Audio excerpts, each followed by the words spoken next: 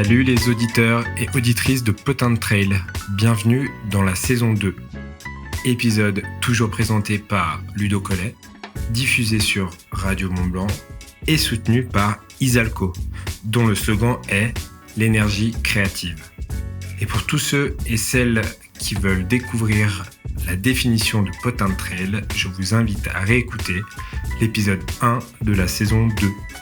Sur ce, bonne écoute. Salut la communauté, les aficionados de Potin de Trail. Je suis super fier, je suis super heureux parce que pour moi, ce soir, là, sur cet enregistrement, c'est une première. Je suis avec une des grandes dames du trail français qui court depuis plus de 15 ans maintenant. Pour certains, vous allez la découvrir, d'autres, vous la connaissez, je l'espère, en tout cas. Et elle me fait le plaisir d'être là sur les potins alors que c'est pas facile. Elle vient juste de courir. Et elle vient de remporter la course. Et là, c'est juste à chaud, juste après la course, on fait le potin ensemble et j'en suis très très fier, vous allez la voir, c'est un soleil, Maude Combarieux, c'est très sympa d'être ensemble. Merci Maude. Merci à toi de m'avoir invité. Non, je suis super content parce que c'est vrai, il y a plus de 15 ans maintenant. 20 ? Ouais, ça fait 20 ans. Je pense même. Ouais, 20 ans. Il n'y avait pas tant de femmes que ça qui faisaient de l'ultra. Et même toi, en plus, tu faisais du trail. T'étais un peu ma petite Kylian à moi, parce que tu savais courir sur du skyrunning, sur de la course de montagne, sur du trail et de l'ultra. T'as un grand panel parce que tu aimes la nature, t'aimes courir. Et donc, du coup, je te voyais, j'ai eu la chance de te côtoyer sur différents formats. Mais je pense que j'ai pas changé à ce niveau-là. Ouais, tu t'aimes toujours ça. Hein. Ouais, je change beaucoup. Ouais. J'aime du kilomètre vertical à des longues courses, le Grand Raid de la Réunion, voilà. Ouais, le Grand Raid de la Réunion, mais pour ceux qui l'ont connu à la Réunion et qui ont eu la chance de le faire, le cross des Pitons des Neiges, tu l'as remporté. Oui. Eh oui, monter au sommet, quoi, Sillaos. C'est une course qui n'existe plus. Maintenant, c'est l'ultramarathon des cirques où on fait Sillaos, mais c'est plus de 60 km avec 5000 mètres où on démarre de Sillaos pour monter au Piton, puis on redescend, puis on part dans les 3 cirques. Et donc ça, il y avait la Simazarun aussi qui faisait le tour. Là. Ouais, moi, je t'ai vu, j'ai eu la chance de te voir en métropole. Là, j'ai pu te voir aujourd'hui en Andalousie, mais surtout à La Réunion où tu as vécu un peu. Ouais, j'ai habité 8 ans là-bas. C'est là-bas que j'ai découvert qu'on pouvait courir dans la montagne. Là, parce que là, c'est tout chaud, c'est maintenant. Comment tu as vécu ta course d'aujourd'hui ? Alors, il y a eu des hauts et des bas, mais... Ouais, ça toujours. Mais... Voilà, mais dans l'ensemble, c'est vraiment bien. Après, je l'ai vécu comme j'aime vivre les courses, c'est-à-dire, quoi qu'il se passe... J'y vais, si ça se passe pas bien, je vais à mon rythme et je reprends, je m'écoute et aller au bout. Et puis tu m'as un peu aidé hier. Ouais. Ça, il faut que je vous dise, hein. Ceux qui nous suivent, vous savez qu'en général, c'est plutôt vers la fin de l'émission, je parle un peu des potins, de nos anecdotes, plutôt qu'en début d'émission, mais là, je suis obligé. Hier, quand Maude arrive, c'est à peine si elle a regardé la course, les temps de course, tout ça, elle me dit « Oh, tu sais, Ludo, j'ai fait beaucoup de ski alpinisme et ce 60 km, bon, je vais le faire en 10 heures à peu près. » Et moi, je me dis « Mais ça va pas ou quoi ?» La Maude Combarieux que je connais, elle va le faire aller peut-être si ça se passe pas bien, en 8-15, 8-30 et peut-être sous les 8 heures si tout s'aligne. Combien tu as fait ? 7,45, je crois. Ouais, 7,45. Voilà, et tu remportes la course. Moi, ça, c'est la Maude que j'ai connue, quoi. Et du coup, hier, je me disais, mais c'est pas possible. Mais en fait, j'étais pas dedans. Ouais, t'étais pas dedans, j'ai vu. Ouais. J'ai dit à ton frère, d'ailleurs, que après avoir parlé avec Ludo, ça y est, j'étais dedans. Et aujourd'hui, du coup, je me suis dit, quand j'étais dans la course, j'ai regardé un moment l'heure, j'ai fait, ah ouais, mais il restait 20 bornes. J'ai dit, ah, mais ça peut rentrer en 8h30, hein, comme il disait Ludo, en fait. Il me connaît mieux que moi, quoi. Ouais. Et après, quand j'ai vu qu'en plus, ça allait de mieux en mieux au fur et à mesure de la course, je me suis dit, allez, je vais même faire mieux que ça, je vais aller chercher un petit peu. Hein. Voilà, et tu nous as fait tellement plaisir. Là, les Globe Trailers, c'est ouf. c'est carton plein, c'est que des podiums, première place, deuxième place, troisième place. Enfin voilà, vous avez trusté, on a entendu la Marseillaise en Andalousie. Ça fait plaisir quand énorme, même. Ouais, c'est énorme. Hein. C'était très très chouette. Mais là, on va faire un grand écart, Maud. Là, on parle de maintenant, mais moi, j'aimerais connaître la Maud petite. Comment tu as commencé le sport Menatou, mais comment tu... Petite. Ouais, tu as fait du sport toute petite? J'ai touché à tout, mais en fait, j'ai toujours été dans la nature. Je suis née en Provence et en fait, j'étais toujours gamine. J'ai des photos où j'étais avec les chèvres, j'avais sympathisé avec le berger et entre 4 et 8 ans, j'étais dehors en train de courir dans la montagne, voilà.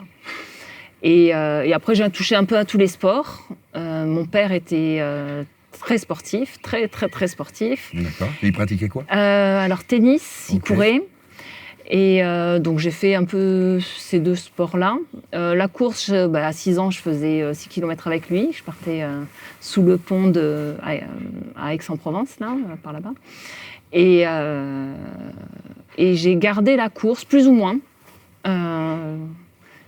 Mais après, ouais, j'ai licencié, pas licencié? Ah non, moi, t'as jamais été en club, faire du toujours. footing, Ouais, quoi. Moi, j'ai toujours fait des footings. Une Maud libre. Et après, j'ai quand même ce que j'ai beaucoup aimé. Je me suis mis à faire du cheval à 11 ans. Et en fait, je me faisais des parcours d'obstacles dans le jardin, enfin dans la forêt, moi j'ai toujours habité dans des maisons. Voilà, dans les maisons. On avait un jardin peut-être de je sais pas combien d'hectares, mais il y a à côté de la forêt, quoi. Donc voilà. Et moi, je me faisais mes parcours d'obstacles dans la forêt, à monter les barres. Et je suis fille unique, enfin jusqu'à un certain âge, puisque mes parents étaient divorcés, ils ont refait leur vie. Ouais. Donc en fait, il fallait que je m'occupe, quoi. Et maintenant j'ai pas de télé, mais j'en ai peut-être une à l'époque, mais j'ai pas dû beaucoup l'utiliser parce qu'en fait, j'étais dehors. Et là, tu l'utilises toujours pas? Je l'ai pas, donc. Ouais, là maintenant, c'est comme ça. Ça règle tout. Mais ouais, courir, et je pense que c'est ce qui m'a aussi permis de prendre la course comme un jeu, quoi.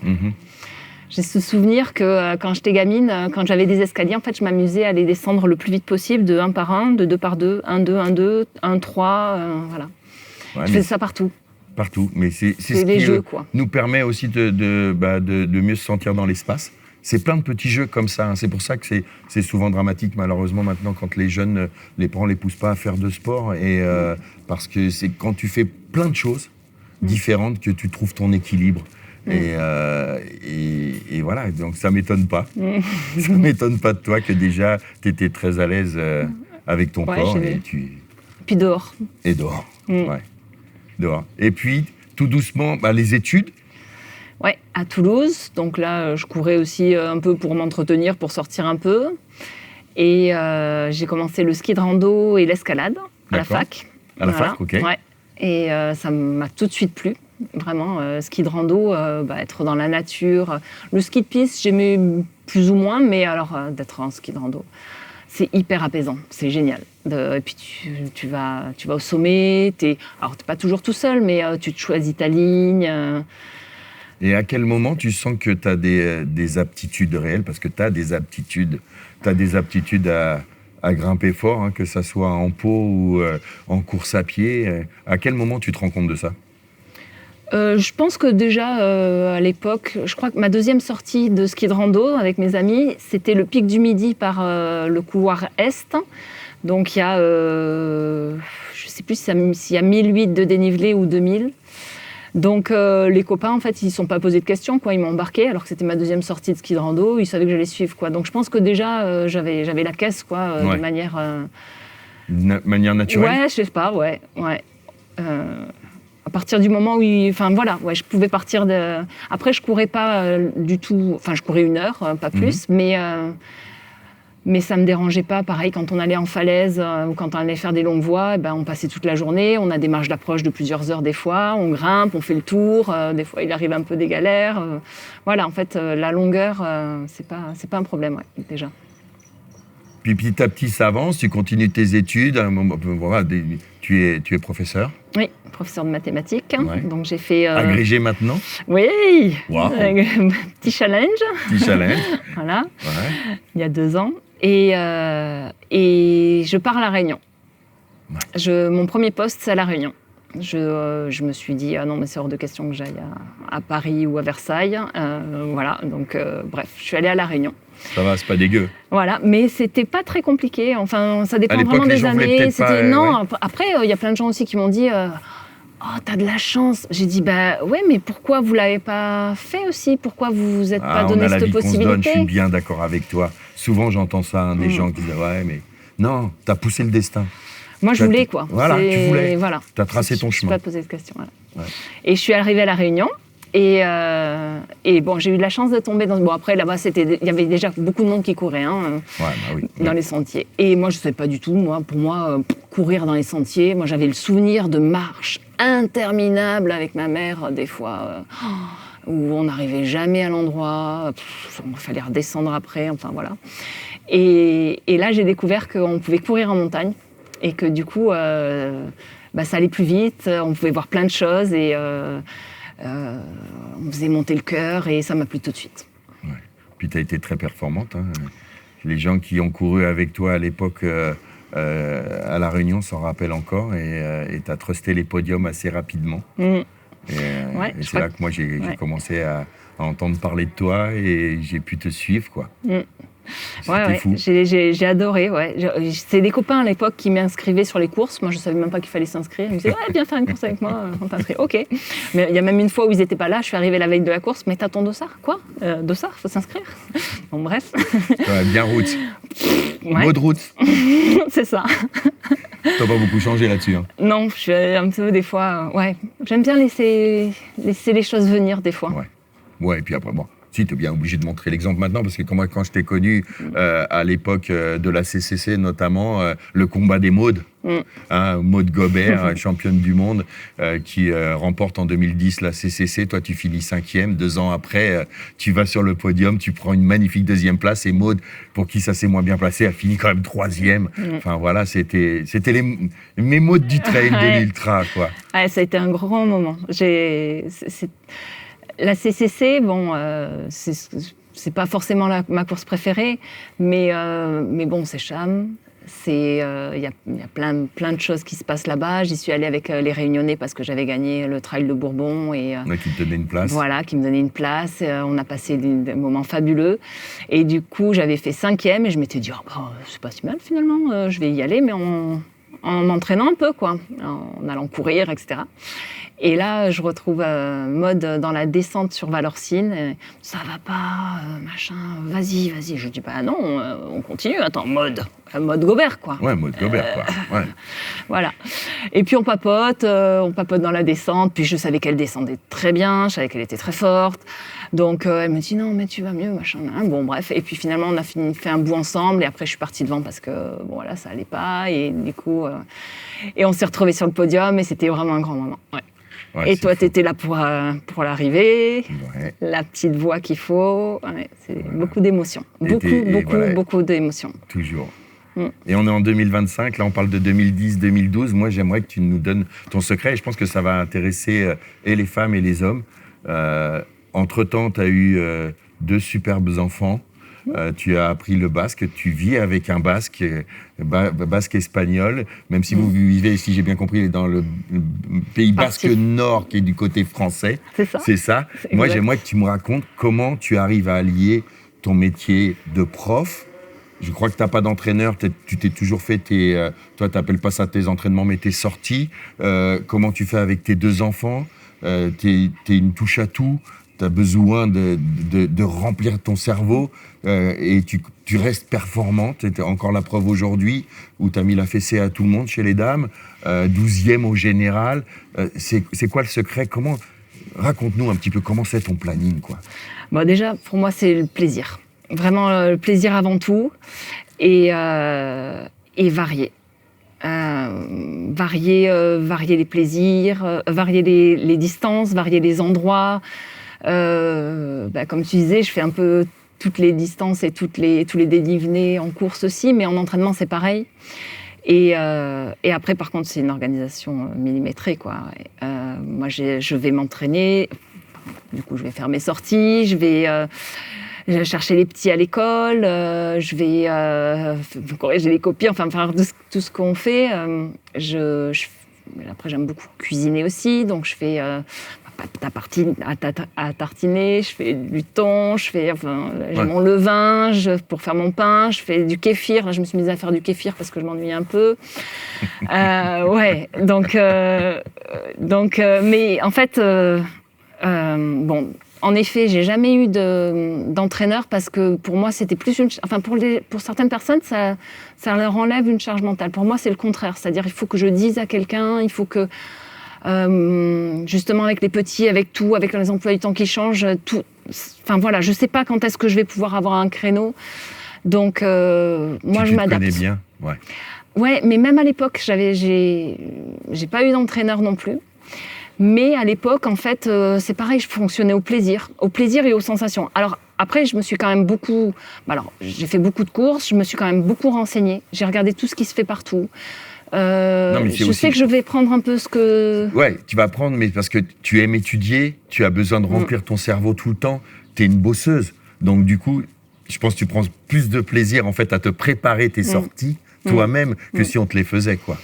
Ouais, et puis j'aime bien en fait, j'aime pas dire non aussi, donc si quelqu'un me dit on va faire 4 heures demain et qu'il y avait marqué 1 heure, je sais pas quoi, ça m'arrive avec certaines personnes qui ont un entraîneur, mais non quoi.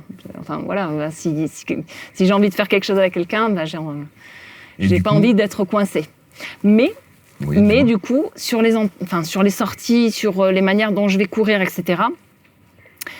Sur la semaine, je varie énormément. Donc, je me dis que, en fonction de ce que j'ai fait lundi, mardi, mercredi, ou pas, je me dis, jeudi, vendredi, samedi, je vais essayer de me caler ça, où est-ce que ça peut rentrer, etc., etc. Ouais, il y a une semaine, tu me disais, le week-end dernier, tu t'es mis un peu la misère sur 1800 mètres de D+, en pot. Ouais. Ça, c'est parce que c'était la dernière sortie de ski de rando. Je savais que j'avais ça aujourd'hui, mais j'ai dit, non, quoi, je peux pas... Ouais. Faut que j'y aille, quoi. On s'est fait le pic d'Ardiden, on a eu une neige de folie. En fait, on n'a qu'une vie. Tu sais que j'ai eu un grave accident à 24 ans. Oui. Je suis pas passée loin. Et je pense que, en fait, chaque... Tu veux en parler ou... Ouais, pourquoi pas, ça. Ouais. En fait, c'est surtout que j'ai eu un moment très très dur après, comme pour certains qui passent très proche de la mort, en fait. J'ai 2 fractures cervicales, j'ai une plaque. Et en fait, j'avais la sensation de plus vouloir vivre. Et puis j'ai eu cette sensation aussi que la vie... comme si, en fait, j'allais pas le vivre longtemps, quoi. Et donc, en fait, je me suis rendue... Parce qu'en fait, je suis pas partie à ce moment-là, mais en fait, c'est que je devais partir quand même rapidement, quoi. Enfin, je sais pas comment expliquer cette sensation-là. Mais en fait, j'ai l'impression que chaque jour qui vient, c'est un cadeau, quoi. Et donc, tu profites des 24 heures entières. Mais du coup, j'ai 2 questions. La première, c'est est-ce que tu arrives à dormir un peu ? Et combien d'heures tu dors ? Et tu sais combien d'heures d'entraînement à peu près tu as par semaine ou Alors, c'est quand même très variable en fonction des petits, en fonction du travail, en fonction de mon mari aussi, parce qu'il est grimpeur et donc on doit partager. D'un très très haut niveau. Ouais. J'ai 8B, donc ça va. Et du coup, ça dépend, mais alors déjà, le sommeil, pour moi, c'est super important. Ouais. Donc, du coup, tu dors combien ? 7h30, 8h. Ah, quand même. Ouais, du coup, après, t'arraches quoi pour tout le reste. Alors après par contre je mets moi les transitions c'est express. Moi si je travaille à 8h, je me lève à 7h30, tchoc, hop, et puis on va au collège. Voilà, j'aurais pu faire du triathlon, je pense. Ouais, tu as des très belles transitions, tu te poses pas de questions, il n'y a pas de maquillage, on y va. Non, voilà, brut. On va droit au but, c'est quoi ? On va faire court ? Ok, c'est prêt, machin, hop, on met l'ordi, les élèves c'est pareil, faut que ça tourne. Voilà, on arrive en classe, hop, on fait court, tchoc, qu'est-ce qu'on a appris, et après, hop, c'est bon, allez, vous pouvez passer à la semaine. Enfin voilà, non, mais il faut que ce soit efficace. Ouais, mais c'est ça, mais tout, en fait, tout, on ne croit pas comme ça, mais en fait, tout est maîtrisé, en fait. tout est cadré déjà dans ta tête pour toi. Tout va très vite, tu sais exactement. Et c'est aussi pour ça que tu as fait cet agrég de maths, que tu as appris le basque en très peu de temps. Voilà. Tout va très vite pour toi, mais je comprends mieux maintenant. Peut-être. C'est que mais je pense que tu as aussi dit un mot, la maîtrise. Ouais. Je pense que j'aime bien maîtriser beaucoup de choses. Donc c'est pour ça aussi, peut-être pour l'entraînement, j'ai besoin de maîtriser les choses. Mais et après, ce qui est aussi très important, donc juste pour la question d'avant, parce qu'on a parlé de 15 trucs en même entre-temps, le plaisir varié et partager.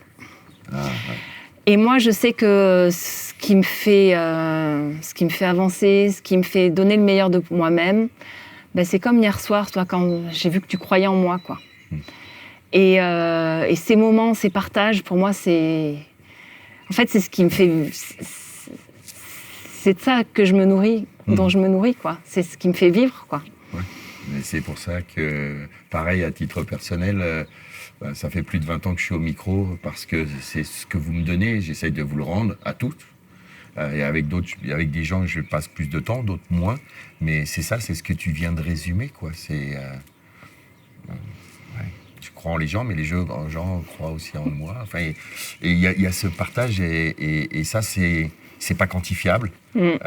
Déjà, nous, on se l'aide dans notre regard à chaque fois, dans nos câlins. On sait qu'il y a quelque chose qui se passe, mais ça n'enlève rien au fait que tu sois une très grande championne, quoi. Que tu as des qualités qu'on n'aura pas tous. Et moi, je suis toujours impressionné par ce que tu es capable de réaliser avec le fun, avec la lumière. Et c'est vrai que Andy ne te connaissait pas et le frérot il m'a dit waouh, qu'est-ce qu'elle est solaire, quoi. Mais donc tu transmets aussi, toi. Par ton regard, par ton sourire tout le temps, t'apportes énormément, quoi. Donc, c'est du donnant, quoi. Si je te dis, ton meilleur, on va pas parler de mauvais souvenirs, toi. On en a parlé là. Mais tes meilleurs souvenirs en trail, c'est la Mascareigne, j'ai adoré parce que j'étais entrée en métropole. Pour moi, ça a été quand même une grosse coupure, un petit arrachement de partir de la Réunion. Ouais. Et alors même si j'ai retrouvé plein de choses au Pays Basque et que j'ai refait mon petit nid et je me sens super bien, voilà. Mais ça a été quand même un vrai arrachement de partir de la Réunion et je suis retournée pour faire la Mascareigne, la première année où elle a eu lieu. Et là, j'ai fait une course de folie, je crois que je fais 5e au scratch. Et j'étais sur un nuage, quoi. J'arrive à 20 minutes du premier, quoi, sur la Mascareigne. Enfin, j'étais sur un nuage et en fait, je voyais que, j'étais partie de la Réunion, mais je savais qu'il y avait tous les Réunionnais qui étaient contents de me voir parce que tu te sens chez toi. Ouais. Et puis j'ai toujours eu vraiment des amis réunionnais qui ont été fabuleux, quoi. Enfin, j'ai trouvé une vraie famille, quoi. Et j'ai adoré. Je me suis vraiment sentie à ma place là-bas. Ah oui, ça. C'est vrai qu'on... Et toi, ça me fait penser à un post que je viens juste de voir d'Émilie Marotto. Ouais. Et grande championne et qui a gagné le Grand Raid et qui, son mari lui a offert un test d'ADN. J'ai vu, bien sûr. Et qui révèle qu'il y a beaucoup en elle de la Réunion. Mais on s'en doutait presque tous, parce qu'elle paraît tellement réunionnaise. Et voilà, c'est ça, 14%. Et d'Inde, de Mada, tout. De Mada beaucoup aussi. Et puis France. Comme la Réunion. Et du coup, en fait, elle comprend maintenant ses origines sans le savoir. Il y a des choses qu'on sent. Et toi, tu les sens comme moi. Quand on va à la Réunion, on a l'impression d'être chez nous, parce que ce peuple est aussi accueillant, quoi.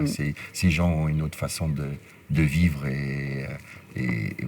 c'est toujours un grand moment. C'est aussi pour ça que tu t'es battu pour finir ce grand raid.